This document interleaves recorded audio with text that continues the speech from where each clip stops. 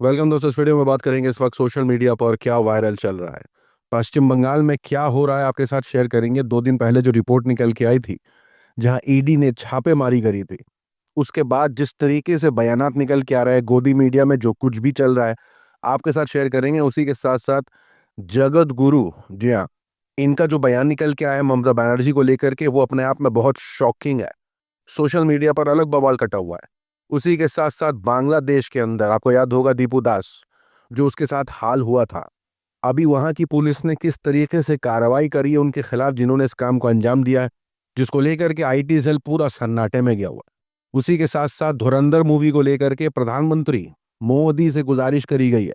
अब वो क्या गुजारिश है वो आपके साथ बताएंगे, क्योंकि लगातार मीडिया के अंदर एक नैरेटिव चल रहा है कि मूवी ने इतने करोड़ पार कर लिए, उतने करोड़ पार कर लिए, लेकिन हकीकत क्या है और किस तरीके से जो मूवी को नुकसान पहुंच रहा है उसको लेकर के क्या चर्चा है। उसी के साथ साथ राजा मौली, जी हाँ, उनका एक पुराना ट्वीट वायरल हो गया है, क्योंकि अभी उनकी जो रिसेंट मूवी आने वाली है उसको लेकर के वो ट्वीट कहीं ना कहीं इस आने वाली मूवी को लेकर के खतरा बन सकता है। उन्होंने प्रभु श्री राम के बारे में क्या कहा था, आपके साथ रिपोर्ट में पेश करेंगे, और उसी के साथ साथ छोटे बड़े अपडेट्स। लेकिन आगे बढ़ने से पहले आप सभी से गुजारिश कि चैनल को सब्सक्राइब और रीच के लिए लाइक शेयर कमेंट करना ना भूलें। Prime minister, please control your home minister. क्या कहेंगे? शेम शेम अमित शाह हाय हाय इसी को लुटेरा डकैती करके हमारा इंफॉर्मेशन ले रहा है। 8 जनवरी 2026 को ईडी ने पश्चिम बंगाल में मौजूद पॉलिटिकल फर्म आईपीएसी के दफ्तर और इसके चीफ प्रतीक जैन के घर में छापेमारी की। आरोप लग रहे हैं कि ये रेड बीजेपी ने टीएमसी की पॉलिटिकल स्ट्रेटजी को हथियाने के लिए कराई है।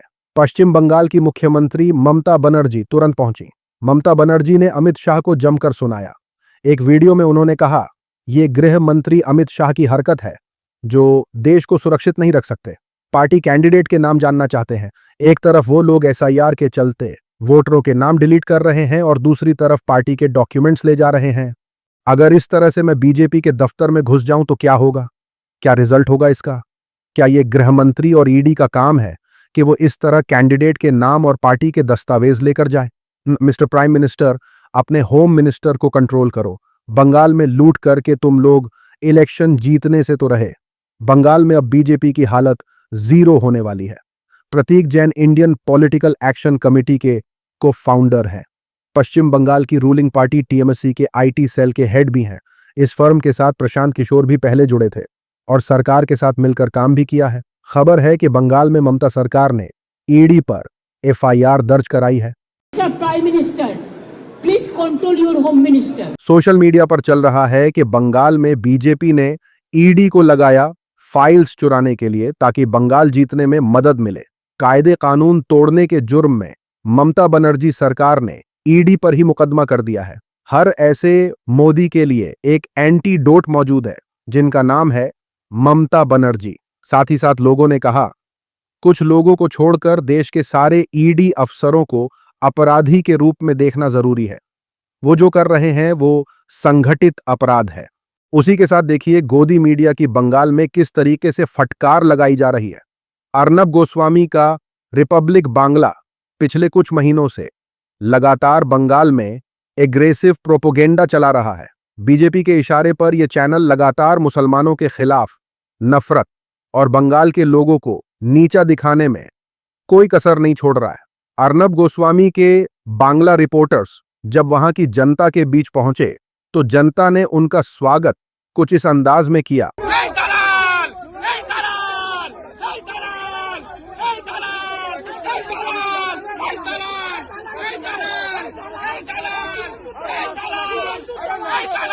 यानी जनता के सामने गोदी मीडिया का महीनों का एजेंडा काम नहीं आ रहा है। पश्चिम बंगाल में गोदी मीडिया की ऐसी हालत देखकर सोशल मीडिया पर चल रहा है कि इधर ये लोग नेशनल बेइज्जती करवा रहे हैं और उधर इनके पापा इंटरनेशनल बेइज्जती। साथ ही साथ लोगों ने कहा, गोदी रिपोर्टर्स ग्राउंड पर भी स्टूडियो की तरह म्यूट बटन तलाश कर रहे हैं, लेकिन उन्हें गालियां मिल रही हैं। जब आप न्यूज चैनल को पार्टी ऑफिस बना दो तो ऐसे ही जलील होना पड़ता है।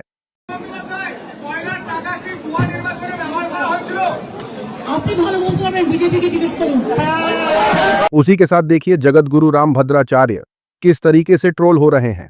जगतगुरु रामभद्राचार्य ने पश्चिम बंगाल की सीएम ममता बनर्जी के बारे में घटिया बयान दिया है। रामभद्राचार्य, जो कि धार्मिक गुरु कम और बीजेपी के स्पोक्सपर्सन बनने का काम कर रहे हैं, कहते हैं कि ममता बनर्जी तो सिर्फ मुसलमानों का सपोर्ट करती है। बनर्जी तो वो सिर्फ नाम की है, पूरा मुस्लिमों का समर्थन कर रहे हैं, नाम भर के लिए बनर्जी है वो। यानी जो मुसलमानों का सपोर्ट करे वो जगत गुरु के हिसाब से हिंदू या सनातनी नहीं है, वो मुस्लिम है। देशभक्ति का सर्टिफिकेट बांटने वाले पाखंडी अब लोगों का हिंदू होना या नहीं होना डिसाइड कर रहे हैं। गोदी मीडिया में सन्नाटा है। सोशल मीडिया पर पत्रकार सौरभ शुक्ला ने कहा, ये कथित पत्रकार इसके पास क्यों जाते हैं, इसका क्या लेना देना पॉलिटिक्स से, लेकिन एजेंडा तो चलाना ही है। काहे का जगत गुरु, कभी महिलाओं पर कभी दलितों पर घटिया टिप्पणी करने वाला कैसे जगत गुरु हो सकता है। साथ ही साथ जुबैर ने कहा, इनसे साबित अपराधी आसाराम बापू के बारे में कोई सवाल पूछ लो, सच्चाई सामने आ जाएगी। साथ ही साथ खबर निकलकर आई है बांग्लादेश से। बांग्लादेश में गारमेंट फैक्ट्री में काम करने वाले दीपू चंद्र दास को मार दिया गया था। अब बांग्लादेश पुलिस ने एक्शन लेते हुए मामले के आरोपी यासीन अराफात को गिरफ्तार कर लिया है। इस हमले की साजिश रची और दूसरे लोगों को दास पर हमला करने के लिए उकसाया। दीपू दास की जान लेने के बाद यासीन उस इलाके से फरार होकर दूसरी जगह जाकर छिप गया था। इस मामले में गिरफ्तार किए गए लोगों की कुल तादाद 21 हो गई है। बांग्लादेशी पुलिस के अधिकारी घटना में शामिल दूसरे लोगों की पहचान करने में जुटे हैं। राइट विंग के खेमों में यह खबर खूब फैलाई जा रही है। सोशल मीडिया पर चल रहा है कि कम से कम वहां गिरफ्तार हो गया, यहां तो पार्टी सचिव बना देते। साथ ही साथ लोगों ने कहा, यहां तो दंगाइयों को माला पहनाया जाता है। अगली अपडेट एंकर रुबिका लियाकत के हवाले से सामने आई है।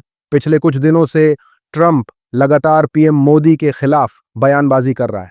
कभी बोलता है कि मोदी मेरे सामने झुके, कभी बोलता है मैंने मोदी को बोला जंग रोक दे तो उसने रोक दी, कभी कहता है कि मोदी मुझसे मिलने से पहले प्लीज बोलकर परमिशन लेते हैं। ट्रंप यहां तक दावे कर चुका है कि उसने रूस और भारत के रिश्तों में भी दरार डाली है। ये सब देखकर लोगों ने पीएम मोदी से ट्रंप को करारा जवाब देने की मांग की है। की बार ट्रंप सरकार। This is one slogan Narendra Modi would probably be regretting every day. लोग बोले कि जब बात देश के पीएम की हो, जवाब देना तो बनता है। पीएम की तरफ से कोई जवाब नहीं आया है, लेकिन गोदी एंकर भी बड़े पापा को जवाब देने से बच रहे हैं। एंकर रुबिका लियाकत, जो कभी मोदी और ट्रंप की पक्की दोस्ती के कसीदे पढ़ा करती थी, वो भी इस वक्त खामोश है। उठो उठो उठो। सोशल मीडिया पर लोगों ने एंकर रुबिका लियाकत से कहा कि हमने रुबिका को बहुत समझाया था कि रुबिका जी, ट्रंप कोई अच्छा आदमी नहीं है, वो मीठी मीठी बातों में मोदी को फंसा रहा है। मोदी को अपनी तारीफ सुनना पसंद है, इसलिए वो उसमें फंसता जा रहा है। मागा प्लस मीगा तब बन जाता है मेगा। अब की बार Prime Minister Modi came to see me. Sir, may I see you, please? Wanted to make me happy, basically. आप पत्रकार भी हैं और देशभक्त भी रुबिका जी। यहाँ ट्रंप और मोदी दोनों ही गलत हैं। अपने चैनल पर दोनों का सच दिखाइए। मगर रुबिका ने हमारी एक ना सुनी। ऐसा लगा मानो मैं उससे उसके पापा और बड़े पापा की बुराई करने को कह रहा हूं। अरे मैं तो सिर्फ देशहित में बात करने को कह रहा था, मगर उसने नहीं मानी और ये ट्वीट कर दिया। और आज रुबिका ट्रंप और मोदी दोनों पर कुछ नहीं बोलती। शायद सदमे में है, दिल में कोई ऐसा दर्द हुआ है जो बहुत बढ़ता जा रहा है। उसी के साथ ये खबर देखिए। फिल्म धुरंधर को लेकर राइट विंग और गोदी मीडिया हर रोज दावे कर रहा है कि फिल्म ने कमाई में 1000 करोड़ का आंकड़ा पार कर लिया है। प्रोपोगेंडा फिल्म के प्रमोशन में पूरे आईटी सेल और गोदी मीडिया को लगा रखा है। लेकिन गल्फ देशों ने इस फिल्म के रिलीज पर बैन लगा दिया है। अरब देशों ने नफरती प्रोपोगेंडा को सिरे से खारिज कर दिया है। मूवी को कम से कम 100 करोड़ रुपए से ज्यादा का नुकसान हुआ है। ये देखते हुए फिल्म मेकर्स ने पीएम मोदी से बड़ी अपील कर डाली है। उन्होंने गुजारिश की है कि पीएम इस मामले में दखल देकर मिडिल ईस्ट से धुरंधर पर लगा बैन हटवा दें। इस लेटर में आईएमपीपीए ने खुद को देश का सबसे बड़ा और पुराना प्रोड्यूसर्स एसोसिएशन बताया है। उन्होंने कहा कि भारत मिडिल ईस्ट के देशों से लगातार बिजनेस करता है, ऐसे में सरकार को धुरंधर पर लगा बैन हटाने में मदद करनी चाहिए। लोग पूछ रहे हैं कि ये कैसी बड़ी फिल्म है जिसे चलाने के लिए सरकार से मदद लेनी पड़ रही है। सोशल मीडिया पर चल रहा है कि दुबई की मर्जी, इसमें मोदी क्या करेगा। कल बोलेंगे कि कंबोडिया में भी मूवी दिखाओ हमारी। साथ ही साथ लोगों ने कहा कि मोदी जी ने जब मणिपुर मामले में इंटरवीन नहीं किया तो अब क्या तुम्हारी बकवास मूवी के लिए मुस्लिम देशों से मामलात खराब कर लें। यह किस तरह का लॉजिक है। लोगों ने यह भी कहा कि पीएम मोदी के पास क्या देश के और जरूरी मुद्दे नहीं बचे हैं। क्या पीएम मोदी का काम सिर्फ फिल्में रिलीज करवाना रह गया है। इंडिया कब बदलेगा। साथ ही साथ खबर है एंकर अंजना ओम कश्यप के हवाले से। दिल्ली दंगा मामले में सुप्रीम कोर्ट ने कई लोगों जमानत दी थी। इसमें गुलफिशा फातिमा के बाहर आने के बाद उनके परिवार वालों में खुशी की लहर दिखाई दी। गुलफिशा के परिवार ने उन्हें फूल माला पहनाकर उनका वेलकम किया। ये बात गोदी मीडिया और आईटी सेल को चुभने लगी। एंकर अंजना ओम कश्यप ने इस पर पूरा शो कर डाला, ये कहते हुए कि दिल्ली दंगे के आरोपियों का हीरो जैसा स्वागत किया जा रहा है। अंजना ने कहा कि इन लोगों का स्वागत दिल्ली दंगों में मारे जाने वाले लोगों के जख्मों पर नमक की तरह है।